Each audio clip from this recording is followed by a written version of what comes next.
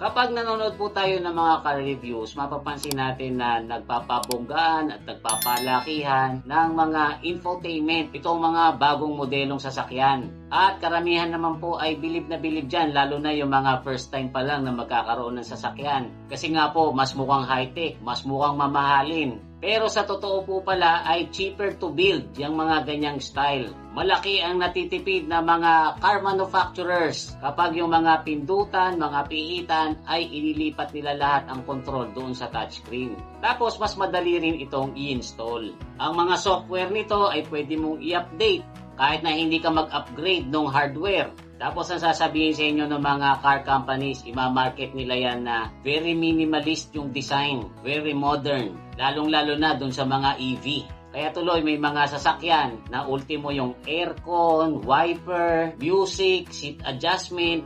In fact, doon nga po sa Tesla Cybertruck, ultimo yung glove box compartment ay walang latch. Para mabuksan mo yan, pupunta ka rin doon sa touchscreen. Samantalang yung mga basic controls na yan ay mas madali sanang ma-access or magagamit kung merong physical na pindutan. Diyan na nga po unti-unting nabwisit itong mga new car owners. Biruin mo nga naman, mag-a-adjust ka lang ng temperature. Pag na-navigate ka pa dun sa menu, makikinig ka lang ng music, ang dami-dami mo pang pipindutin dun sa touchscreen na hindi mo naman magagawa nang hindi mo aalisin yung mata mo dun sa kalsada.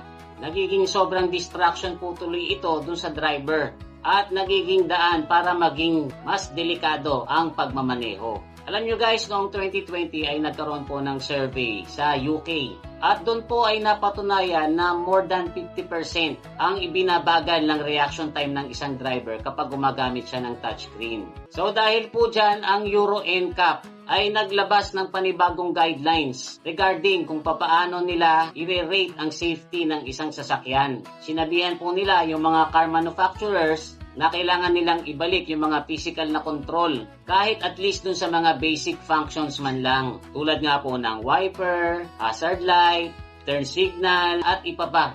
At sinabi pa po nila na starting January 2026, ang mga sasakyan sobrang nagre-rely ng controls dun sa mga touchscreens ay imposible nang magkaroon ng top ratings. Hindi naman daw nila binaban yung paggamit ng touchscreen, kaya lang nire-regulate lang nila para hindi lahat ng controls ay doon ilagay sa touchscreen.